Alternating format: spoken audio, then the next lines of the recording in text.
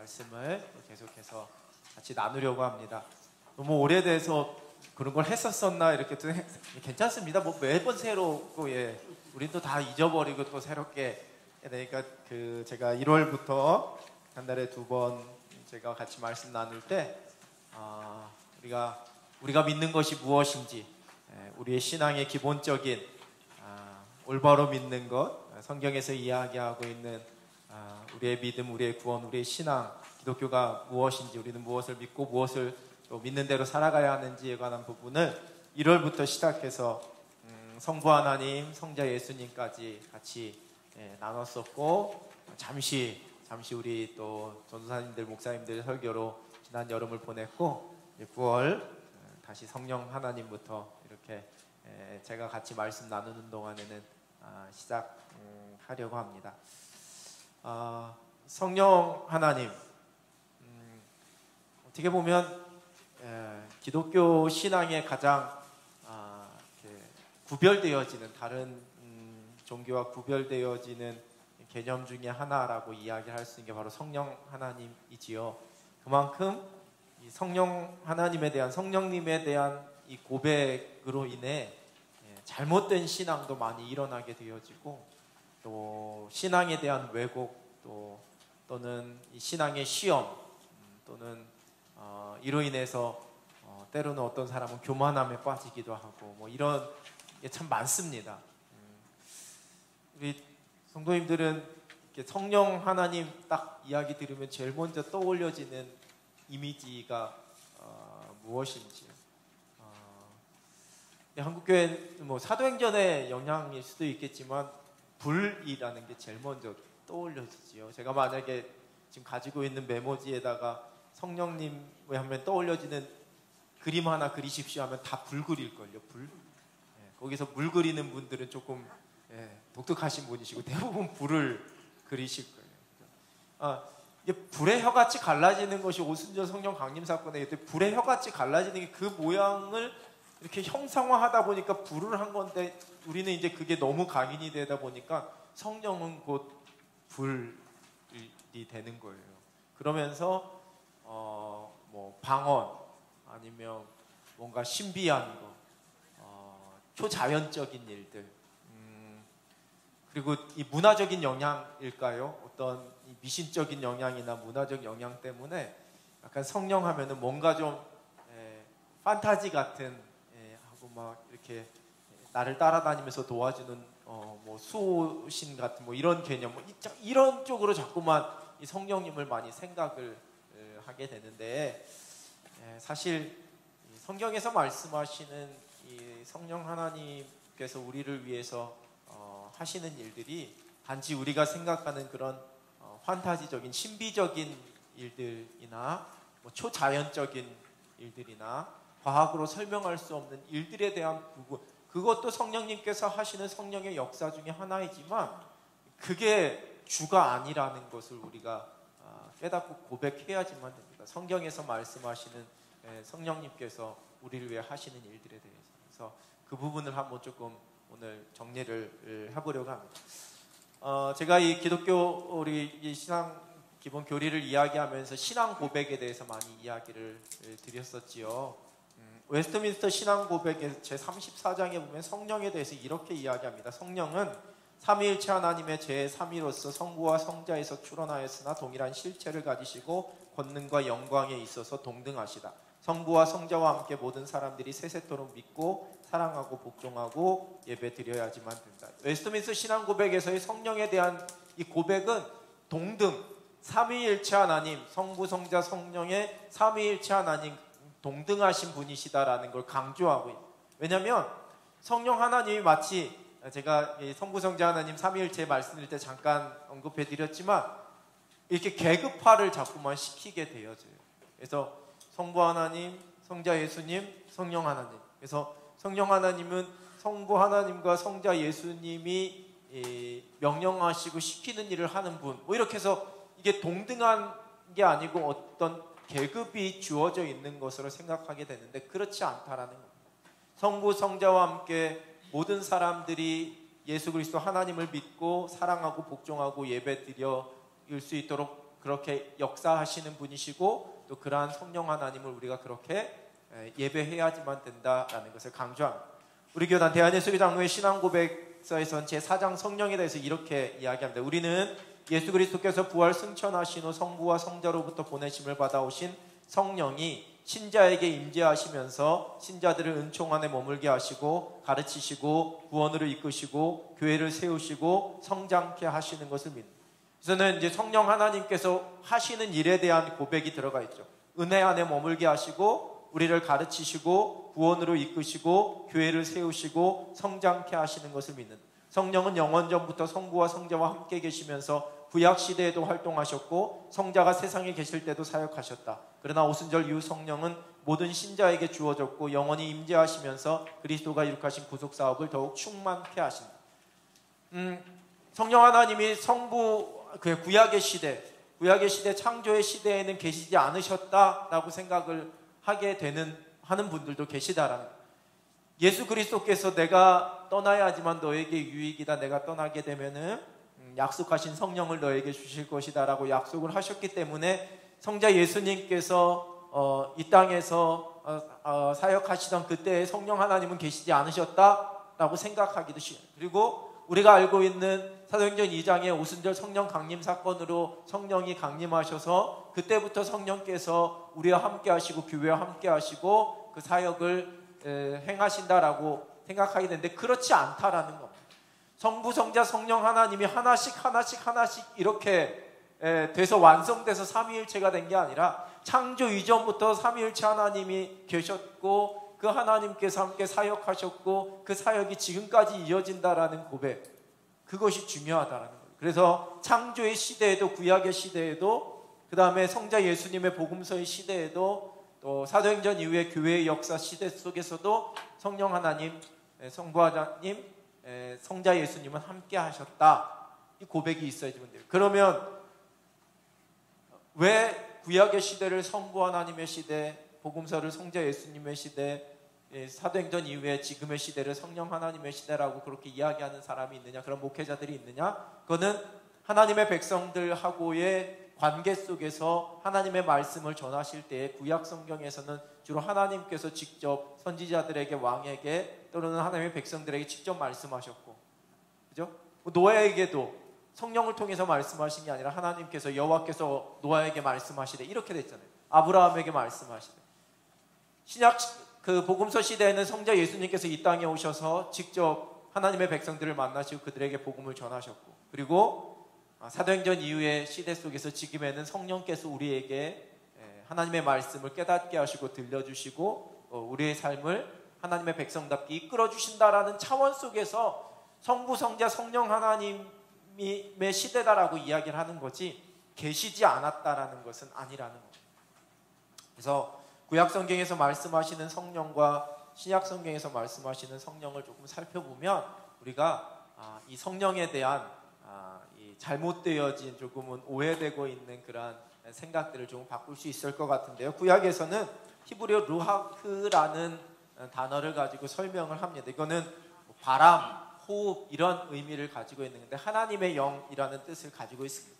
보이지 않지만 존재하는 것, 보이지 않지만 눈으로 보이지 않지만 존재하는 하나님의 영, 바람과 같은, 호흡과 같은 그러한 분이 성령이시다라고 구약 성경에서 이야기하면서, 이 성령 하나님이 처음 등장하는 건 창세기 말씀입니다. 창조의 영으로서의 성령입니다. 창세기 1장 2절 하나님의 영은 수면에 운행하시니, 저 하나님의 영이 성령입니다. 창세기를 태초에 하나님이 천지를 창조하시니라 다음에 2절 말씀에서 바로 성령이 나오는데, 성령은 구약시대에 계시지 않으셨다라고 이야기하면 안 되는 거죠. 창세기 1장 2절에서 벌써 하나님의 영은 수면에 운행하시니, 이 창조의 과정 속에서 성령 하나님께서 그 일을 하셨다라는 거예요. 모든 창조, 이 창조 세계, 온 세계를 창조하시는 설계 도면과 그 창조의 계획은 성부 하나님으로부터 시작되었습니다. 그리고 그 창조의 세계가 그 하나님께서 작정해 놓으시고 계획해 놓으신 대로 창조되어지는 것은 하나님의 말씀으로 이루어졌고, 그리고 그 말씀이 육신이 되어서 이 땅에 오신 분이 예수 그리스도이기 때문에 구약 성경 창세기에서 말씀하시는 가라사대, 옛날에 우리 개역 한글 성경에 익숙한 가라사대, 하나님께서 말씀하시니 그대로 되었다 해서 하나님께서 천지를 창조하신 그 말씀은 곧 성자 예수님을 의미합니다.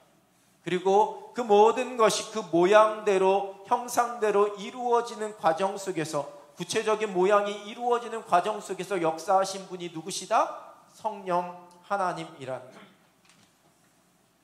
땅과 바다, 빛과 흑암, 육지와 공중과 궁창 아래 이 모든 것들이 다 그 형상으로 이루어지는 과정 속에서 그 자리매김을 그 질서대로 다 행하신 분이 성령 하나님이시라는 거예요.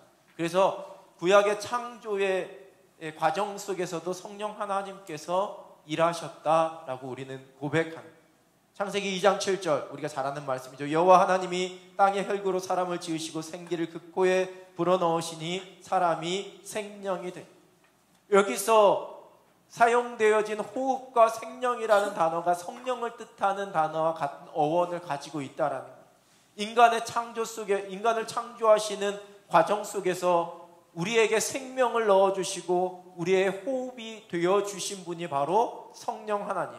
인간의 생명은 성령께서 우리에게 주신 선물이라는, 이게 불순종으로 말미암아 죄가 우리 안에 들어오기 이전에 하나님의 형상대로 지음받은 존재로서의 사람, 그 인간, 하나님의 형상대로 지음받은 존재로서의 인간, 그 속에 거하시는 성령 하나님, 그 안에 생명이 곧 성령께서 주시는 은혜요, 그 안에 있는 호흡이 곧 성령께서 주시는 은혜라는. 그래서 창조의 과정 속에서 이미 성령 하나님께서 우리와 함께 하시고 우리 속에 거하심을 성경이 우리 가운데 증언해 주고 있다라는.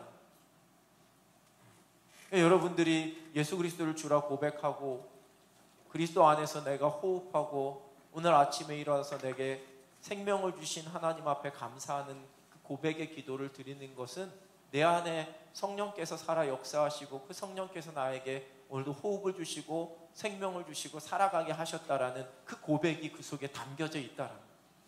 그러니까 자꾸만 성령을, 이외에도 뭐 제가 다음 시간쯤에 얘기해서 성령의 은사나 이 부분들을 다시 말씀을 드리겠지만, 내가 받은 성령의 은사가 뭔지 모르겠다라고 이야기를 하시면서 그래서 나는 성령을 받지 않았다라고 이렇게 생각하시는 분들이 계시다라는 거예요.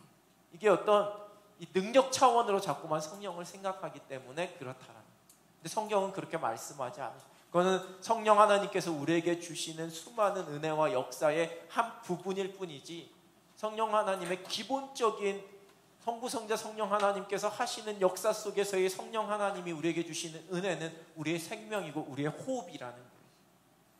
출애굽 과정 속에서 하나님의 역사를 이루신 분, 구약에는 그렇게 기록되는데 이사야서 말씀 보면 11절 말씀, 백성이 옛적 모세의 때를 기억하여 이르되 백성과 양떼의 목자를 바다에서 올라오게 하시니가 이제 어디 계시냐, 그들 가운데 성령을 두시니가 이제 어디 계시냐, 이렇게 이야기해요. 이게 출애굽의 역사를 이야기하는 건데, 제가 뒤에는 14절, 여호와의 영이 그들을 골짜기로 내려가는 가축같이 편히 쉬게 하셨도다. 주께서 이와 같이 주의 백성을 인도하사 이름을 영화롭게 하셨나이다 하였느냐.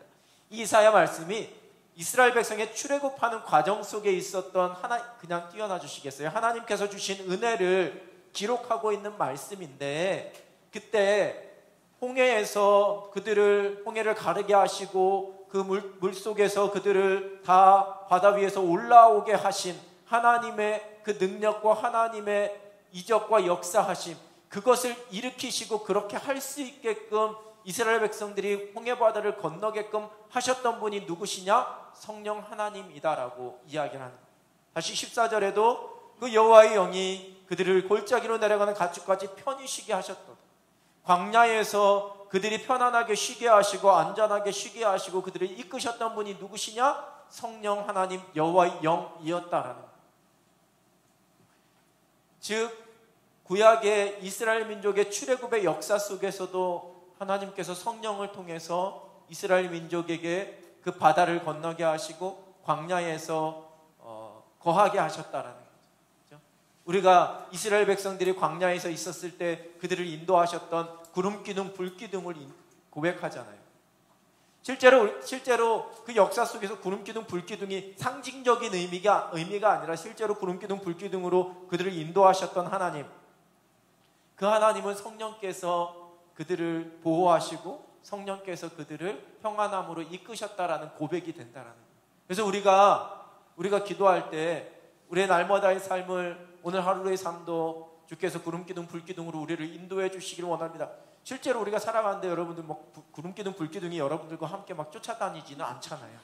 근데 성령을 그렇게 생각하시는 분들은 실제로 뭔가 구름기둥, 불기둥이 내 눈에 보여가지고서 뭔가 이렇게 내 옆에 딱 붙어가지고 아무도 나를 건드리지 못하도록 이렇게 뭔가 좀 신비한 능력을 이렇게 생각을 하게 되는데, 오늘 하루를 나를 살아가게 하시고 오늘 하루 나로 평안하게 이끄시는 하나님의 손길, 하나님의 보호하심, 그게 뭐다? 성령의 보호하심과 성령의 역사하심이라는 겁니다.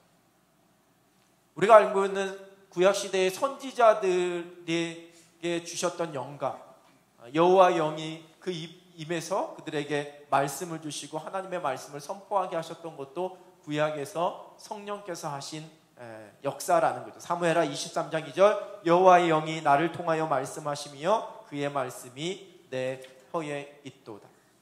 성령께서 말씀하시는, 성령께서 전할 말을 주셔서 그 말을 전하게 하시고, 그러니까 구약 성경을 읽으시면서 여호와의 신, 여호와의 영, 선지서 가면 많이 기록이 되어지고, 우리가 알고 있는 사사기 말씀에서 마지막 삼손의 이야기, 삼손이 마지막에 이 힘을 얻어서 그 기둥을 무너뜨리게 해서 그곳에 있는 사람들을 다 죽게 했었던 그 모든 것도 성령께서 하신 역사하심이요 성령의 도우심이었다라는 거예요.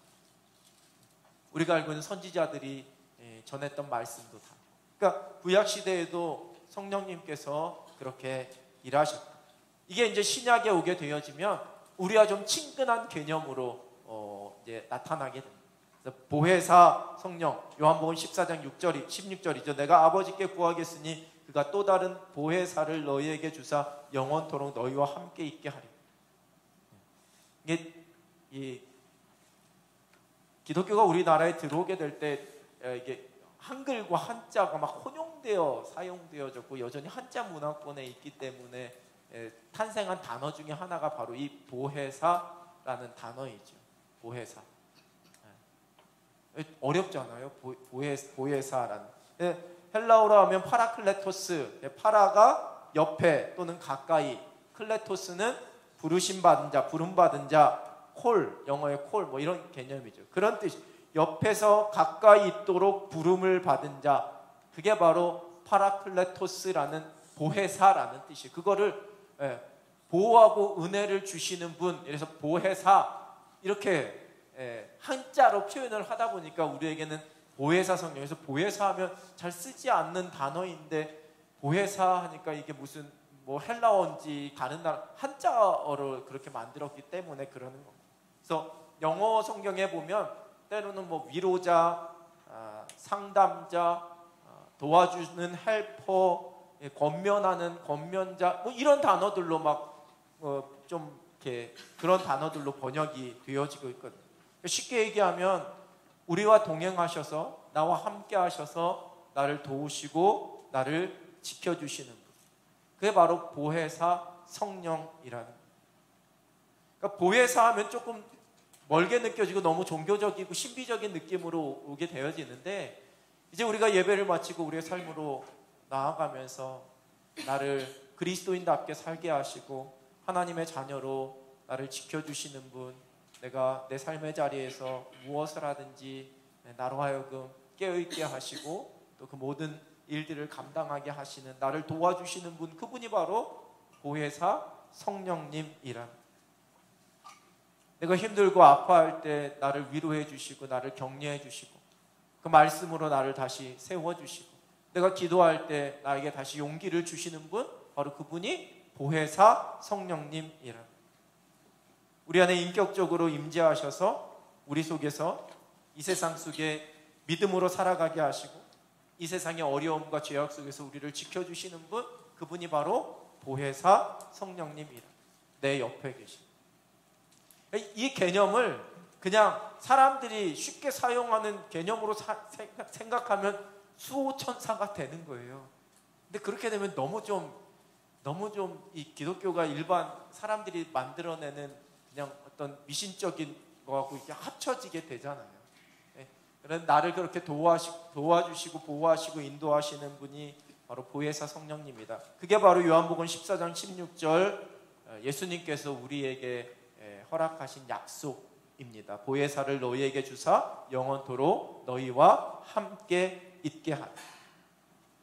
그 보혜사 성령님께서 우리에게 주시는 은혜, 신약 성경에서는 몇 가지가 나오는데 첫 번째는 진리 가운데로 인도하신다라는 거예요. 요한복음 16장 13절 그러나 진리의 성령이 오시면 그가 너희를 모든 진리 가운데로 인도하시리니 그가 스스로 말하지 않고 오직 들은 것을 말하며 장래일을 너희에게 알리시리. 오늘 낮에 들으셨던 설교 말씀의 제목이 뭐였는지 혹시 기억나세요? 국수와 함께 다 소화시키셨나요?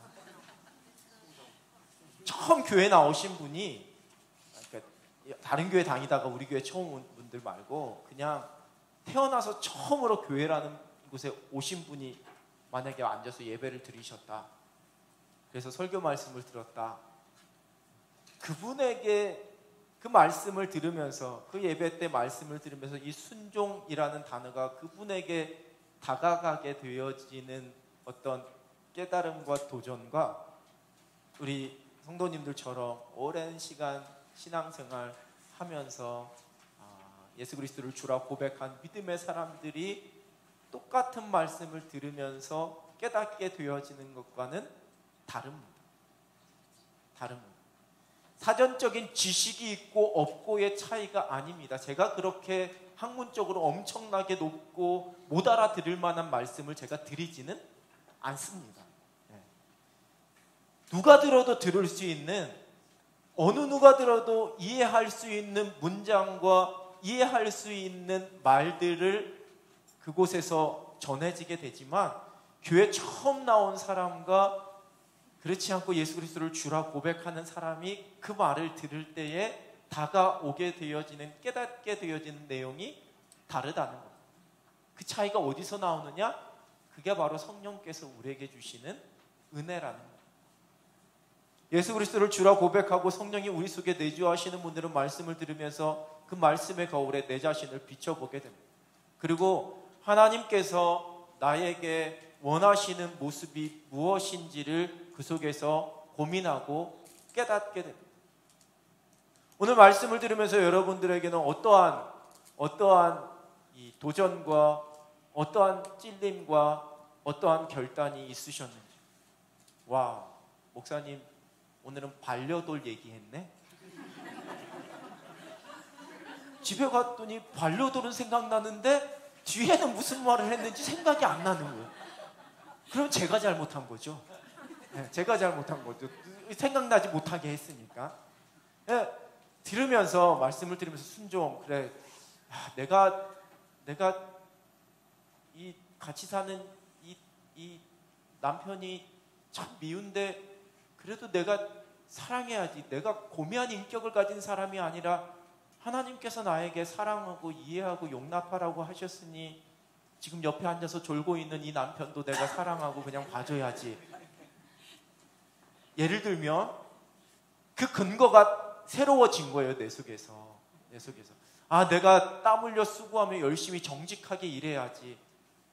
내가 조금 다른 사람들처럼 좀 편법도 쓰고 눈속임도 해갖고 더 많은 것을 내가 취할 수도 있겠지만 양심의 가책 때문이 아니라 하나님께서 나에게 정직하라고, 하나님께서 나에게 그렇게 하라고 말씀하셨으니까 나는 하나님의 말씀의 질서대로 내가 그렇게 최선을 다해 열심히 일해서 많은 것을 남기지 못하지만 나는 여기에서 그렇게 내가 정직하게 사업하고 정직하게 일해야지. 이걸 깨닫게 하신, 그것이 진리거든요. 그 진리를 깨닫게 하시는 분이 누구냐? 성령 하나님이시라는 거예요. 근데 난생 처음 교회 나온 분이 그 말씀을 들으면서 그런 걸 좋은 말씀이네. 인생의 좋은 말. 그분들에게는요, 죄송하지만 예수 그리스도를 주라 고백하지 못한 그분들에게는 제가 하는 설교 말씀이나 도울 김영옥이 하는 TV 교양 강좌나 거기에요. 다 좋은 말 하는 사람들일 뿐이에요. 인생의 좋은 말, 살아가는데 좋은 교훈이 되는 도덕적인 수준을 높여주는 그 말일 뿐이라는 거예요. 믿지 않는 사람들이 목사님들의 설교 말씀을 들을 때 좋은 말씀 하잖아요, 이렇게 이야기하거든요. 그런데 우리 믿는 사람들은 좋은 말씀 하잖아요가 아니에요. 하나님께서 우리에게 허락하신 그 진리의 말씀을 풀어주고 그 진리의 말씀을 대언한다라고 고백하게 되는 거예요. 왜 그렇게 고백할 수 있느냐? 성령께서 그것이 하나님께서 우리에게 주시는 말씀이고 진리라는 것을 깨닫게 하셨기 때문이라는 거죠. 그래서 적어도 예배 나오셔서 예배 드리시면서 선포되어지는 말씀이 인간의 말이 아니라 제가 그냥 잘 해갖고 하는 그런 이야기, 좋은 교훈 정도가 아니고 하나님께서 오늘은 목사님을 통해 저 말씀을 통해 나에게 이것을 깨닫게 하시는구나라고 고백하는 순간 그 속에 내 안에 성령께서 내주하고 계신다라는 증거가 되는 거예요. 그래서 성령 충만하지 못하면 말씀을 들어도 깨달음이 없고 말씀을 들어도 은혜가 없고 이해가 없는 게 되는 거예요. 그러니까 즉 말씀이 은혜가 안 된다고 저를 원망하지 마시고 열심히 기도하시라는 얘기죠. 성령이 충만하면 된다라는 말씀을 졸고 계셔갖고 그냥 하는 얘기예요. 제가 더 잘할게요 그냥. 성령께서 하시는 첫 번째 역할은 하나님의 말씀을 진리로 깨닫게 하시는 역할이라는 거예요. 진리 가운데로 우리를 인도하신다. 그 다음에 장래일을 가르쳐줌. 요한복음 16장 13절. 그러나 진리의 성령이 오시면 그가 너희를 모든 진리 가운데로 인도하시는, 같은 말씀이에요. 그가 스스로 말하지 않고 오직 들은 것을 말하며 장래일을 너희에게 알리시리라. 바로 이 말씀 때문에 우리가 성령에 대한 오해 아닌 오해가 생겨나게 되는 거예요. 성령 충만하고 성령 막 이렇게 영적으로 이렇게 된 분들은 미래 일을 얘기해 주는 분이라. 성령 충만한 사람이 하나님의 영에 붙잡힌 바 된 사람이 점쟁이는 아니에요. 너무 우리가 그러면 성령 하나님을 이렇게 그 수준을 너무 끌어내리는 거잖아요. 우리 수준으로, 우리의 눈높이로. 여기서 말하는 장래일을 단지 그냥 내 앞에 일주일 동안에 여러분들 가운데 일어날 일들이 무엇인지를 가르쳐주는 정도로 생각하시면 안 된다라는 거예요. 더 큰 하나님께서 세워놓으신 온 세계 우주 만물을 향한 구원 계획 속에서의 장래일을 먼저 우리가 생각해야지만 돼요. 우리는 우리의 끝을 알고 있잖아요. 어떻게라는 건 모르지만 우리의 끝이 무엇일지는 알고 있어요. 저 하늘나라에 가서 영화로워지게 되는 것, 하나님의 자녀로 영원한 생명을 누리면서 살아가게 되는 것, 그것이 우리의 끝임을 우리는 다 알고 있어요. 이미 우리는 장래일을 알고 있는 사람들이에요. 언젠가 하나님의 때가 되었을 때에 예수 그리스도께서 이 땅에 다시 오셔서 그 모든 것을 심판하시고 하나님의 나라 새하늘과 새 땅을 이루어 주신다라는 걸 우리는 알고 있어요. 그게 지금 이루어지지 않았지만 그게 뭐예요? 장래일이에요.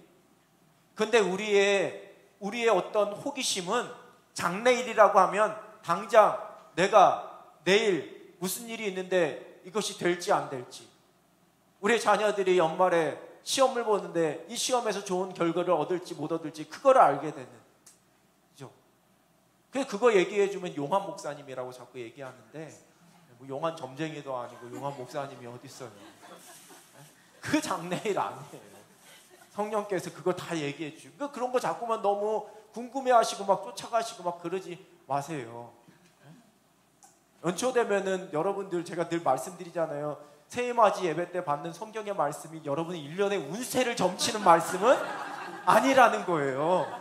네? 그 말씀 속에 진리를 깨닫고 내가 이미 성경을 통해 알게 된 그 장래일에 대한 내 소망이 흔들리지 않고 믿음 붙잡고 살아가라라는 말씀, 그래서 주시는 확신의 말씀이지, 그게 절대로 뭐 점괘나 이런 거 아니에요. 그러니까 막 두렵고 떨림으로 뽑지 않으셔도 돼요. 네. 마음에 안 들면 바꾸셔도 괜찮아요. 왜냐? 하나님의 다 약속의 말씀인데 어느 말씀을 내가 붙잡든지 상관이 없기 때문에. 그러니까 우리가 너무 이렇게 기독교 신앙을 이렇게 어떤 미신적인 요소와 연결시켜서 신비적인 것으로 생각하게 될 때 이 말씀이 장래일을 너희에게 해서 막 예언 기도하는 목사님들 막 찾아가고 기도원 찾아가가지고 열의 9 아니 열의 9.9는 다 잘못되어진 것이에요. 잘못되어진. 하나님이 여러분의 아버지시잖아요. 여러분의 아버지신데 여러분의 아버지 대신 하나님께서 굳이 딴 사람한테 얘기하고 여러분에게 그 이야기를 꼭 들려주시겠어요? 그렇지만은 않다라는 거예요. 그 부모님이 그러면 기분 나쁘시잖아요. 얘 첫째한테 둘째한테 할 얘기를 꼭 첫째한테 해갖고서 너 가갖고 둘째한테 좀 전해줘라 이렇게 하면은 둘째는 내가 사랑받는 건가? 나는 그러면 어디서 주워오나인가? 이렇게 생각할 거 아니에요.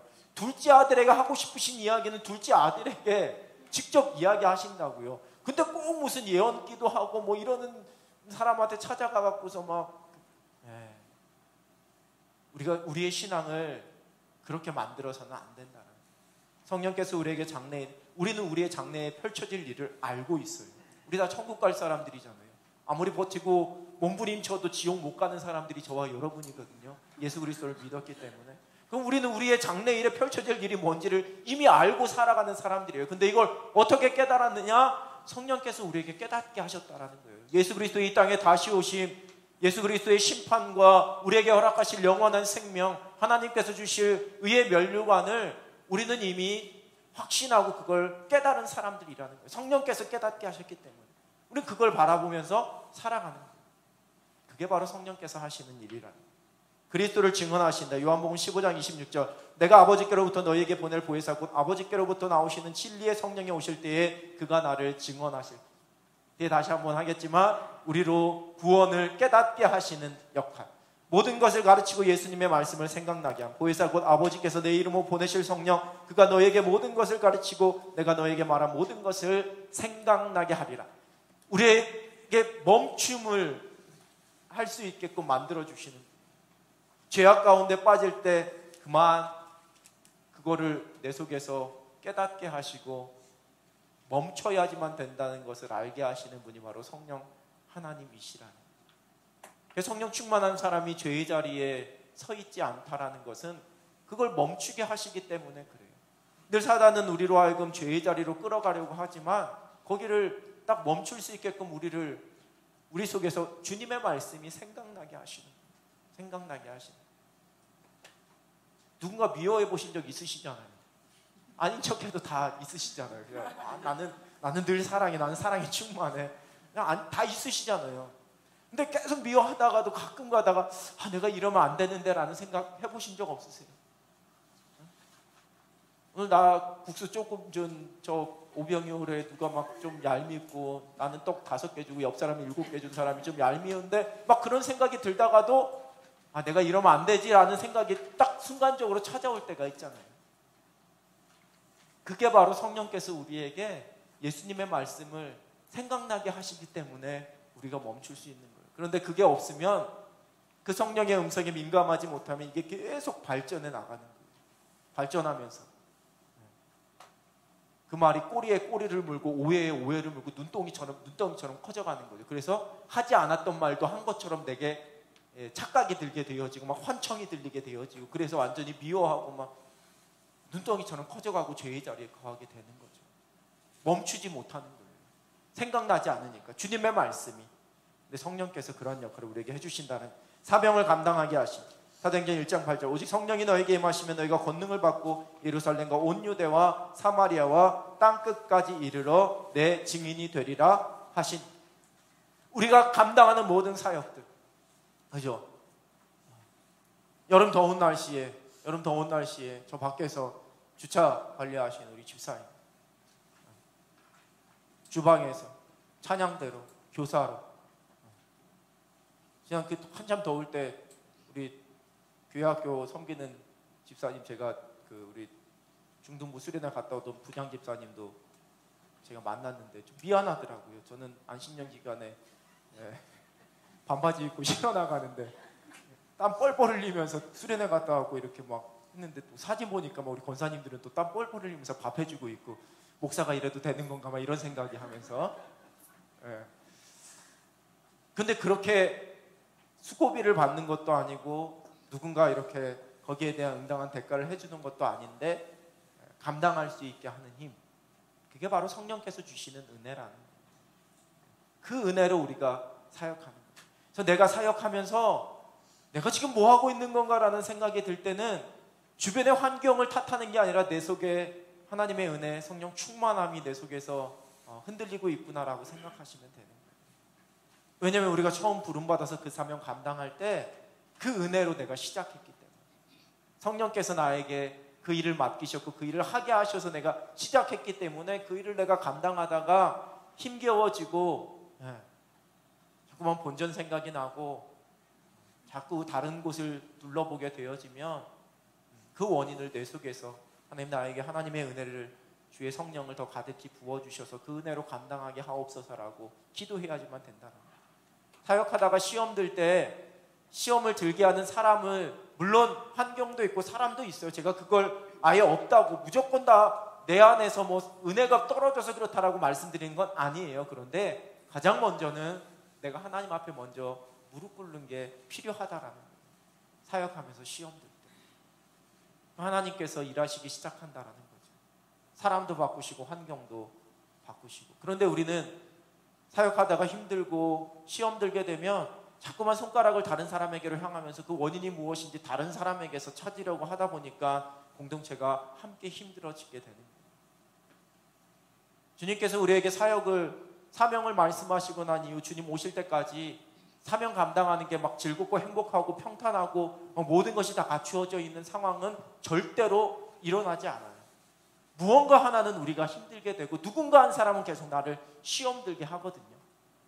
근데 그것을 은혜로 감당하고 은혜로 이겨내게 나가면서 끝까지 주께서 맡겨주신 사명의 자리를 놓치지 않고 달려갈 수 있는 것은 성령께서 우리 가운데 도우시고 성령의 역사와 충만함이 우리 속에 있을 때 우리가 끝까지 그것을 감당할 수 있다는 거예요.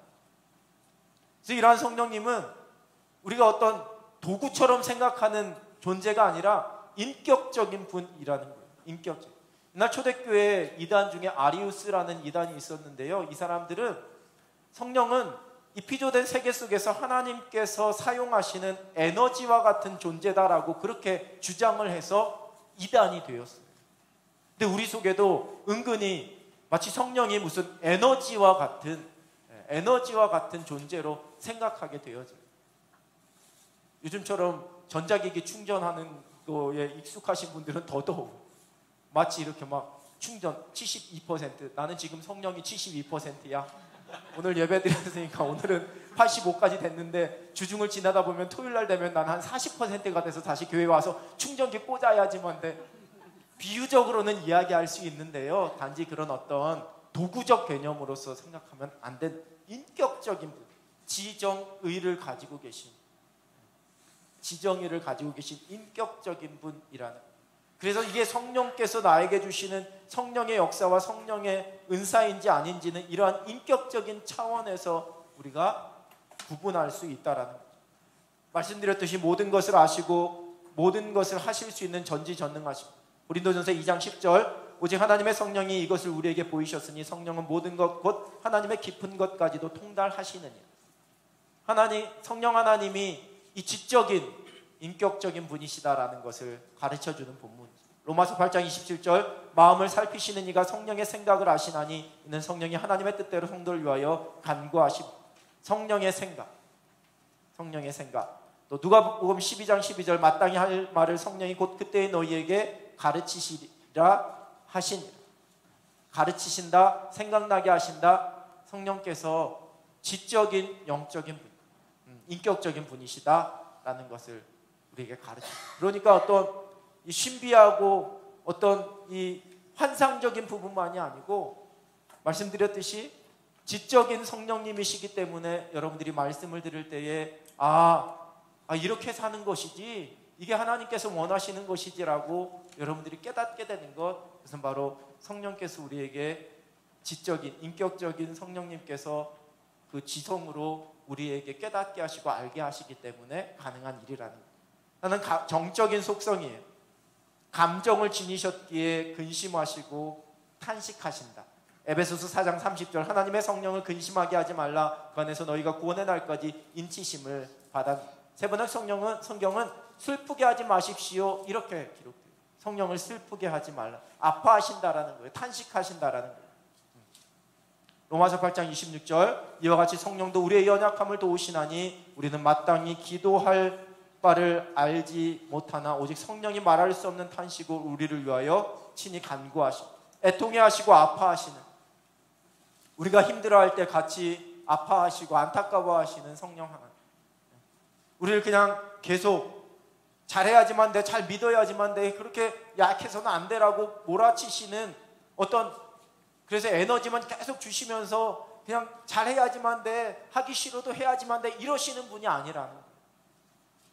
우리의 연약함을 함께 아파하시고 우리의 힘들어함을 함께 안타까워하시는 하나님. 탄식은 괴로워하다, 신음하다라는 뜻을 갖고 있어요. 말로, 언어로 표현할 수 없을 정도의 애통함을 가지고 우리를 위해 기도하시는 것. 그게 바로 성령 하나님의 정적인 속성이라. 의지적인 속성, 자신의 의지로 복음을 전하고 하나님 나라를 확장하는 계획에 관여하시고, 우리가 잘 알고 있는 사도행전, 성령이 아시아에서 말씀을 전하지 못하게 하심으로 그들이 부르기와 갈라디아 땅을 다녀가 무시아 앞에 이르러 비두니아로 가고자 했을 때 예수의 영이 허락하지 아니하시는지라. 사도 바울이 소아시아 위쪽 지방을 복음을 전하려고 할 때 그것을 막고 마게도냐 지방으로 보내시는 예수의 영, 성령이 허락하시 아니하신다.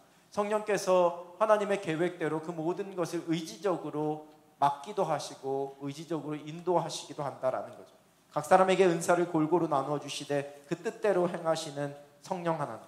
고린도전서 말씀에는 어떤 사람이 능력 행함을 하면서 어떤 사람에게 이러한 은사도 주시고 마지막에 보면 그의 뜻대로 각 사람에게 나누어 주시는 것이니라 말씀한다. 성령이 의지를 가지고 계획을 가지고 뜻을 가지고 나누어 주신다라는 거예요. 요한복음 16장 13절 그러나 진리의 성령이 오시면 그가 너희를 모든 진리 가운데로 인도하시리니 스스로 말하지 않고 들은 것을 말하며 장래를 너에게 알리시리라. 디모데전서 4장 1절 그러나 성령이 밝히 말씀하시기를 후일에 어떤 사람들이 믿음에서 떠나. 사도행전 11장 12절 성령이 내게 명하사 아무 의심 말고 함께 가라 하시매 이 6 형제도 나와 함께 가서 그 사람의 집에 들어가. 성령께서 인도하시고 때로는 직접 말씀하시고 때로는 어떻게 하라 명령하시는 의지를 가지고. 그러니까 성령 하나님은 우리가 생각하는 어떤 감정적인 부분이나 에너지적인 차원에서만 우리에게 역사하시는 분이 아니라 내가 기도할 때 어떠한 이적이 일어나게 되어지고 어떠한 은사가 펼쳐지게 되는 그러한 분이 아니시라 성령 하나님은 인격적인 분이시기 때문에 지적으로 정적으로 또한 의지적으로 우리의 모든 것 가운데 우리를 인도하시고 때로는 우리와 함께 아파하시기도 하시고 때로는 우리의 삶을 우리의 발걸음을 인도하시기도 하는 분, 그분이 바로 성령 하나님이라는. 여러분들에게 말씀을 깨닫게 하시고 여러분들이 아파하실 때 옆에서 위로해 주시고 함께 눈물을 흘려주시고 또 여러분들이 무언가를 하고자 할 때 때로는 성령께서 막기도 하시고 또 할 수 있게끔 하고자 하는 마음도 일으켜 주시는 분, 그분이 바로 성령 하나님이시라는 거죠. 그래서 우리가 이 성령 하나님을 조금 더 가까운 곳에 우리 속에 내주하셔서 우리의 삶에 가장 가까운 곳에서 우리와 동행하고 계시는 보혜사 성령님으로 고백을 해야지, 안 그렇게 되면 성령에 대해서는 늘 능력이라는 차원 속에서 좀 은사나 신비한 쪽으로만 생각하게 된다라는 거예요. 이제 다음 시간 셋째 주가 될까요? 넷째 주가 될까요? 그때 같이 말씀을 나누면서 언젠가도 얘기드렸던 성령 세례, 뭐 성령 충만 이거 같이 말씀을 나눌 텐데 그때 다시 한번 말씀을 드리겠지만, 우리가 이미 예수 그리스도를 주라 고백하는 그 순간에 나로 하여금 복음을 깨닫게 하시고 나로 하여금 하나님의 자녀가 되게 하신 성령의 은혜가 있음을 고백하면서 우리의 삶의 자리에서 그 성령님께서 우리에게 말씀하시는 대로 우리를 이끄시는 대로 때로는 우리를 위로하시는 그 위로의 음성을 들으면서 걸어가게 될 때 우리가 그 보혜사 성령님과 함께 동행하면서 하늘의 은혜를 더 충만하게 누리게 되는 겁니다. 여러분과 함께 하시는 성령 하나님의 은혜 속에서 날마다 위로받고 또 날마다 세임을 받고 날마다 주의 말씀대로 살아갈 수 있는 여러분들 되시기를 우리 주님의 이름으로 축원합니다.